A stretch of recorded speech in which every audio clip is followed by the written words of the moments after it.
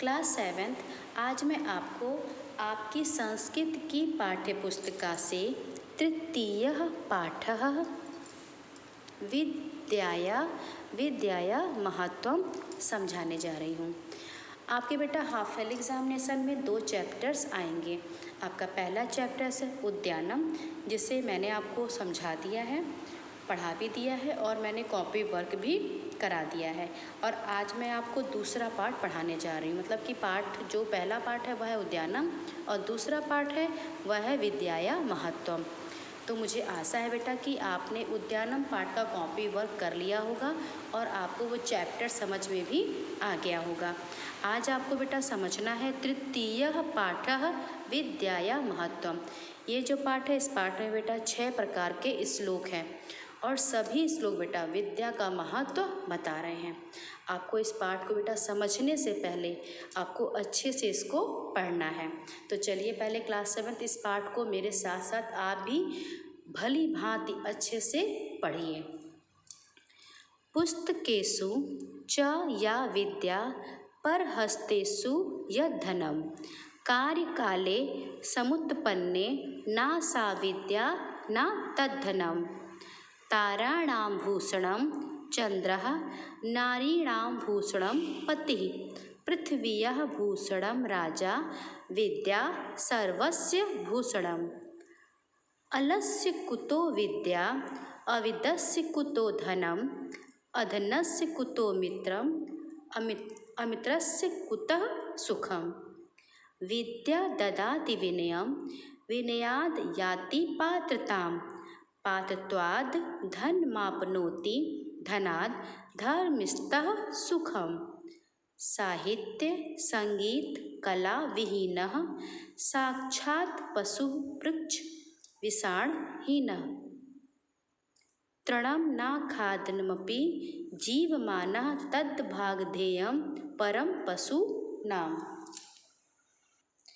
एक बार फिर देखिए बेटा, साहित्य संगीत कला विहीनः साक्षात पशु।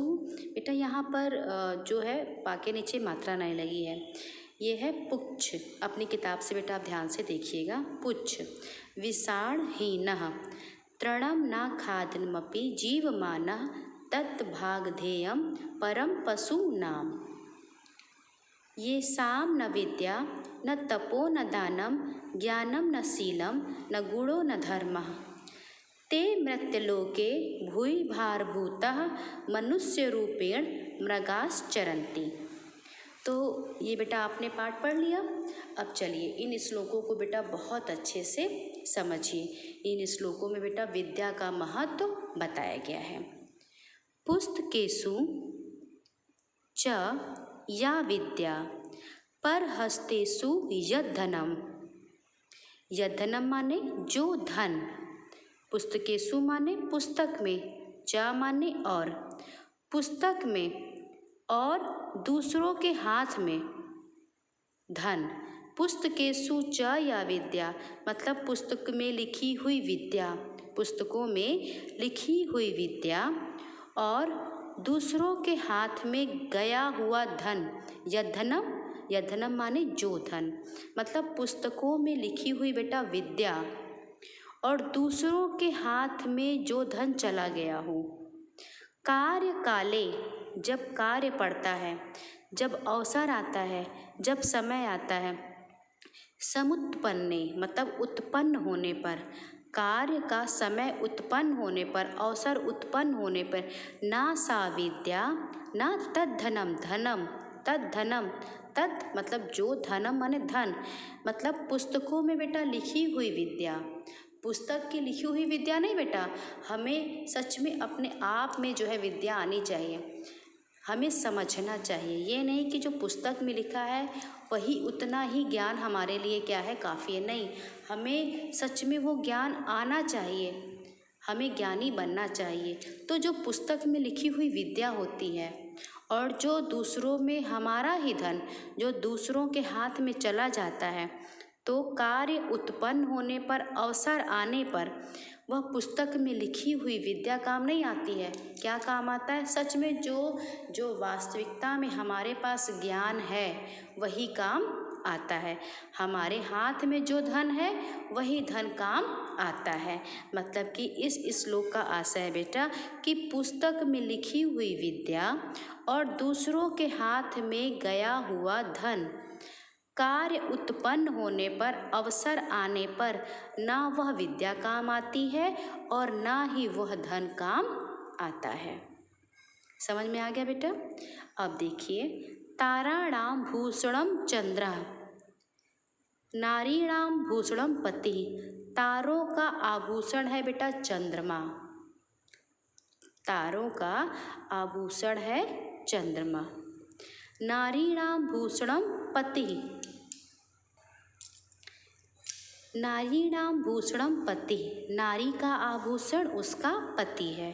पृथ्वीयः भूषणम राजा, और पृथ्वी का आभूषण राजा है। विद्या सर्वस्य भूषणम, और विद्या क्या है बेटा? विद्या जो है वह सभी का आभूषण है। ताराणाम भूषणम चंद्रः, मतलब कि तारों का आभूषण चंद्रमा है। तारों की सुंदरता, तारों का आभूषण चंद्रमा है। नारीणाम भूषणम पति, और नारी का आभूषण पति है। पृथ्वीया भूषणम राजा, और पृथ्वी का आभूषण राजा है। विद्या सर्वस्य भूषणम, और जो विद्या है बेटा वह सभी का आभूषण है। जिसके पास विद्या है बेटा वह पूर्ण रूप से अलंकृत है, पूर्ण रूप से आभूषणों से लदा हुआ है। एक बार फिर देखिए बेटा, पुस्तकेषु च या विद्या पर हस्तेषु यद्धनम। पुस्तक में लिखी हुई विद्या बेटा तब तक जो है पुस्तक में ही लिखी रहती जब तक कि उसे सच में हम ग्रहण ना करें। पुस्तक हमें ज्ञान प्रदान करती है, लेकिन जब तक हम उसको सच में ग्रहण नहीं करेंगे, पुस्तक में लिखी हुई विद्या को नहीं हम अपनाएंगे, उस पुस्तक की लिखी हुई विद्या को नहीं ग्रहण करेंगे, तब तक क्या है? पुस्तक की लिखी हुई विद्या व्यर्थ है।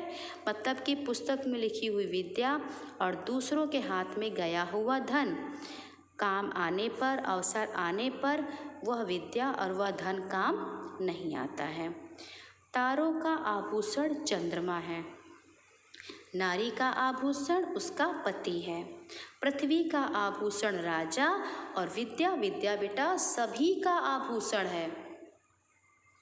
तीसरा देखिए श्लोक, अलस्य कुतो विद्या अविदस्य कुतो धनम।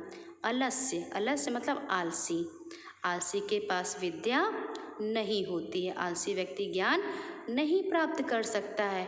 अविदस्य कुतो धनम, और जिसके पास विद्या नहीं है बेटा उसको धन प्राप्त नहीं होता है। अधनस्य कुतो मित्रम, अधनस्य और मतलब अभाव, धनस्य धन, और जिसके पास धन का अभाव है, जिसके पास धन नहीं है उसके पास मित्र नहीं होते। अमित्रस्य, और जिसके पास मित्र का अभाव है उसके पास सुख कुतः, उसके पास सुख कहाँ है। मतलब आलसी को विद्या प्राप्त नहीं होती है, और जिसको विद्या प्राप्त नहीं होती है उसके पास धन भी नहीं आता, धन भी प्राप्त नहीं होता है। अधनस्य कुतो मित्रम, और जिसके पास धन नहीं होता बेटा उसे मित्रता नहीं मिलती, उसे मित्रता प्राप्त नहीं होती। अमित्रस्य कुतः सुखम, और जिसके पास मित्र नहीं है, मित्र का अभाव है, तो उसे बेटा इस संसार का कोई भी सुख प्राप्त नहीं होता है। विद्या ददाति विनयम, विनयम मतलब विनय, मतलब नम्रता। जो विद्या है बेटा वह नम्रता प्रदान करती है, वह विनय प्रदान करती है। विनयात याति पात्रताम, और विनय से क्या आता है? विनय से बेटा योग्यता प्राप्त होती है। अगर आपके पास नम्रता है, विनय है, तो आपको योग्यता प्राप्त है, आप योग्य हैं। पात्रत्वाद धन मापनोति, और जब आपके पास योग्यता है तो आपको धन मापनोति, मापनोति प्राप्त होता है, तो आपको धन भी प्राप्त होता है। धनाद धर्म स्तः सुखम, और धन है तो क्या है? आपके पास धर्म है, और धर्म से ही सारे सुख प्राप्त होते हैं। एक बार फिर देखिए बेटा, आलसी के पास विद्या नहीं होती है, आलसी को विद्या प्राप्त नहीं होती है, और जिसके पास विद्या नहीं है उसे धन की प्राप्ति नहीं होती। अधनस्य कुतो मित्रम, और जिसके पास धन का अभाव होता है उसे मित्रता भी प्राप्त नहीं होती, और जिसके पास बेटा मित्र नहीं है, सखा नहीं है, उसे कोई भी संसार का सुख मतलब उसे कोई भी सुख प्राप्त नहीं होता है। फिर देखिए बेटा ये वाला चौथा श्लोक, विद्या ददाति विनयम। विनयम मतलब विनय मतलब नम्रता। विद्या से ही विनम्रता विनय प्राप्त होता है। और विनयाद याति पात्रताम। पात्रताम माने बेटा योग्यता। और विनय से ही, विद्या से ही बेटा मनुष्य क्या होता है, विनीत बनता है। और विनय प्राप्त होता है। विनय मतलब नम्रता, और नम्रता से ही उसे योग्यता प्राप्त होती है। जो व्यक्ति नम्र है, नम्र स्वभाव का है, विनीत विनय है उसके पास, उसी को योग्यता प्राप्त होती है। पात्रत्वाद धन मापनोति। और जिसके पास योग्यता है, योग्यता से ही व्यक्ति धन को प्राप्त करता है। धनात् धर्म स्तः सुखम। और धन से ही धर्म एवं बेटा सुखों की प्राप्ति होती है।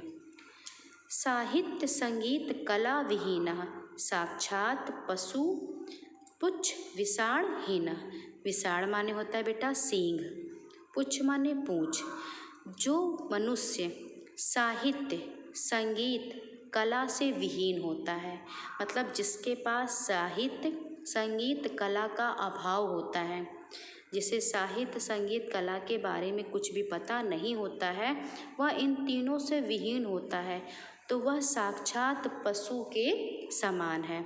ऐसा पशु जिसके पास ना तो पूंछ है और ना ही सींग है, हीन है, मतलब पूंछ और सींग से हीन वह साक्षात पशु के समान होता है, जिसके पास साहित्य संगीत कला नहीं होता है। तृणम, तृणम माने बेटा घास। ना खाद्यमपि जीवमानः। जीवमाना वह जीवित रहता है। घास खाद्यमपि, खाद्य मतलब खाना, अपि माने भी, वह घास भी नहीं खाता है, फिर भी क्या है, जीवित रहता है। तद भागधेयम परम पशु नाम। भागधेयम माने कि उसका सौभाग्य है, उसका यह सौभाग्य है कि उसने जो है एक जो है व्यक्ति का जीवन धारण कर रखा है, मतलब घास भी नहीं खाता है और वह जीवित रहता है। तद भागधेयम परम पशु नाम, मतलब कि उसका यह सौभाग्य है, उसका यह सौभाग्य है। और यह पशुओं के लिए एक परम पशु नाम, मतलब कि ऐसे एक पशु के लिए यह सौभाग्य की बात है।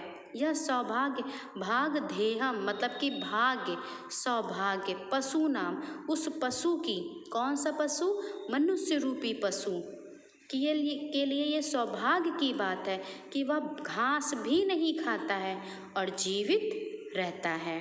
तो ऐसा मनुष्य कैसा होता है, जो साहित्य संगीत कला विहीन है, जिसके पास साहित्य संगीत कला नहीं है, वह साक्षात पूंछ और सींग से हीन पशु के समान है। और ऐसे पशु का कितना बड़ा सौभाग्य, परम तद भागधेयम, और ऐसे पशु का परम सौभाग्य है कि वह घास भी नहीं खाता है और वह जीवित रहता है। ये साम न विद्या न तपो न दानम, ज्ञानम न शीलम न गुणो न धर्म। मतलब जिसके पास विद्या नहीं है, तप नहीं है, दान नहीं है, ज्ञान नहीं है, शील नहीं है, गुण नहीं है और धर्म नहीं है, ऐसा मनुष्य, ये साम न विद्या, उसके पास विद्या नहीं है, न तपो न तप है, न दानम न दान है, ज्ञानम न शीलम न ज्ञान है न शील है, न गुणो न धर्म, न गुण है न धर्म है। ते मृत्युलोके भूई भारभूता, ते माने वे, मृत्युलोक वह इस धरती पर, भूई माने भूमि, वह इस मृत्युलोक में, इस भूमि पर, भारभूता भार के समान है। मनुष्य रूपेण मृगाश्चरन्ति, और मृगा, मृगा माने बेटा वैसे तो हिरन होता है, लेकिन यहाँ पशु से आशय है। और वह जो है वे इस मृत्युलोक में, इस भूमि पर भार के समान है, और मनुष्य रूप में वह पशु के समान विचरण करते हैं। चरंती मतलब चरते हैं या विचरण करते हैं, जिसके पास न विद्या है, न तप है, न दान है, न ज्ञान है, न शील, न गुण, न धर्म, वह इस मृत्युलोक में भूमि पर भार के समान है और मनुष्य रूपेण, मनुष्य के रूप में जो है पशु के समान विचरण करते हैं। ये जो बेटा श्लोक है, एक बात मैं और बता दूं कि मैं जब कॉपी वर्क कराऊंगी तो मैं इस श्लोक का भावार्थ लिखवाऊंगी। आप भावार्थ भी ध्यान से पढ़िएगा, क्योंकि आपके एग्ज़ाम में बेटा भावार्थ का मतलब इस श्लोक का भावार्थ सुनाने के लिए भी आएगा। साथ ही साथ बेटा आपको इसी में से कोई एक लाइन ले ली जाएगी, आपको उसका अनुवाद भी करना होगा। मतलब संस्कृत का अनुवाद आपको हिंदी में करना होगा।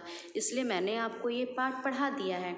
आपके लिए थोड़ा सा कठिन होगा क्लास 7, क्योंकि आपने पिछले क्लास में संस्कृत विषय नहीं पढ़ा है। क्लास 7 अगर आपको बेटा समझ में आ जाएगा तो बहुत अच्छी बात है। अगर आपको समझ में नहीं आएगा बेटा तो आप फिर कहिएगा, मैं आपको ये चैप्टर फिर से समझा दूंगी। ये जो पाठ है तृतीय पाठ विद्याया महत्वम, इस पाठ में बेटा विद्या का महत्व बताया गया है। कॉपी वर्क में भी आपको बेटा जो है कराया जाएगा, जितने भी श्लोक हैं इनके भावार्थ कराए जाएंगे। आप ध्यान से बेटा उसे पढ़िएगा और समझ में आएगा तो ठीक है क्लास 7, नहीं आएगा बेटा तो आप हमसे कहिएगा, हम आपको फिर से ये दोबारा पुनः अच्छे से फिर से हम आपको पुनः फिर समझाएंगे और आप अच्छे से समझ जाएंगे।